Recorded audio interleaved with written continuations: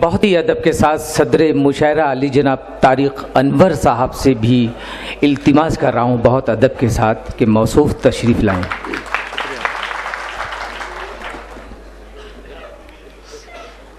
آج کے اس مشاعرہ کے مہمان خصوصی جسٹس مارکنڈے کاٹجو صاحب، یہاں پر موجود فلم اداکارہ نجمہ جی، ہمارے مائٹی کمیشن کے مہاراشٹرا کے چیئرمین مناف حکیم صاحب، ہمارے بیچ اس اسٹیج پر موجود کے ایم آصف اعظمی صاحب، رضوان مسٹر صاحب، خالد گڈو صاحب، انیل صاحب، عارف الوی صاحب، اور اس مشاعرہ کے آرگنائزر عبدالحسیب جامعی صاحب، معزز حاضرین، بزرگوں، دوستوں، بھائیوں اور ہمارے شعراء حضرات، میں سب سے پہلے ان تمام لوگوں کا شکریہ ادا کرنا چاہتا ہوں جنہوں نے آج مجھے دعوت دی اور اس مشاعرے میں شامل ہونے کا موقع دیا۔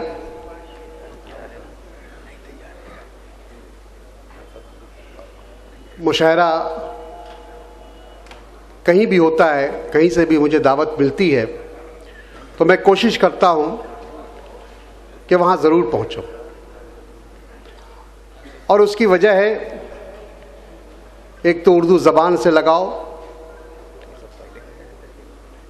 مشاعرہ اور شعراء حضرات کی جو ان کی نظم، ان کی غزل سننے کے بعد جو ایک طاقت ملتی ہے، ایک روشنی ملتی ہے، قوت ملتی ہے، میں سمجھتا ہوں کہ وہ اور کسی جگہ نہیں ملتی، اور یہی وجہ ہے آج اردو کو ہم سب اس بات کی شکایت کرتے ہیں اور صحیح بھی کرتے ہیں کہ اردو کے ساتھ بہت ناانصافی ہوئی، اردو کو جلا وطن کرنے کی پوری کوشش ہوئی، اور ہر وہ سازش ہوئی جس سے اردو زبان کو نقصان پہنچایا جا سکتا تھا، لیکن اس زبان میں اتنی قوت ہے، اتنی چاشنی ہے کہ لاکھ کوششوں کے باوجود بھی آج اردو زندہ ہی نہیں بلکہ پروان چڑھ رہی ہے۔ آج ہندوستان کے کئی ریاستوں میں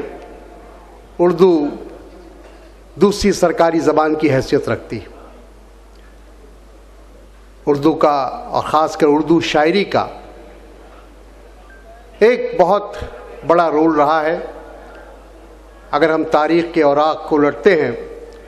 تو محسوس کرتے ہیں کہ اردو شاعری نے اس ملک کی، چاہے وہ جنگ آزادی کی لڑائی ہو یا اس ملک میں قومی یکجہتی کا سوال ہو، اس ملک کی تعمیر کا سوال ہو، اس ملک میں گنگا جمنی تہذیب کو آگے بڑھانے کا پرشن ہو، سوال ہو، اس سب میں اردو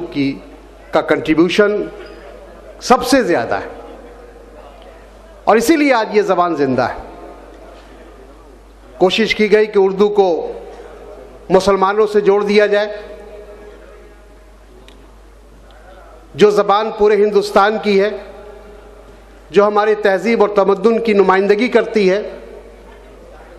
اس زبان کو ایک مخصوص مذہب سے جوڑ کر اس کو جلا وطن کرنے کی کوشش کی گئی، لیکن تب بھی آج اردو زندہ ہے۔ اس لیے مجھے خوشی ہوئی کہ آج یہاں آ کر بھیونڈی میں کئی بار آ چکا ہوں، اور آج پھر جب مجھے دعوت ملی تو مجھے بہت خوشی ہوئی۔ میں نے اس موقع کا فائدہ اٹھایا، اور یہ جان کر اور زیادہ خوشی ہوئی کہ اس مشاعرے میں مہمان خصوصی کی حیثیت سے جسٹس مارکنڈے کاٹجو جی تشریف لا رہے ہیں، جن کی شخصیت कोई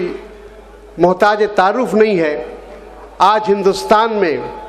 फ़िरका परस्ती के ख़िलाफ़ अगर कोई इंसान लड़ रहा है तो वो जस्टिस काटजू है। उनकी जितनी भी तारीफ़ की जाए कम है। इस उम्र में भी वो सारे हिंदुस्तान का दौरा कर रहे हैं उर्दू के लिए, और उसके साथ साथ तमाम ज़बानों के लिए जो हिंदुस्तान में जिसकी पैदाइश हुई, जिसकी परवरिश हुई, उन तमाम ज़बानों को आगे परवान चढ़ाने के लिए वो तमाम पूरे हिंदुस्तान का दौरा कर रहे हैं। मैं इसके लिए उनका शुक्रिया अदा करता हूँ और आप तमाम हजरात का शुक्रिया अदा करता हूँ कि आप सब लोगों ने आज इस मुशायरे में हम लोगों को भी इज़्ज़त बख्शी है। इसके लिए आप तमाम भिवंडी के तमाम बुज़ुर्गों का, भाइयों का, अपने मेहनतकश मज़दूरों का मैं बहुत बहुत शुक्रिया अदा करता हूँ। खुदा हाफिज़।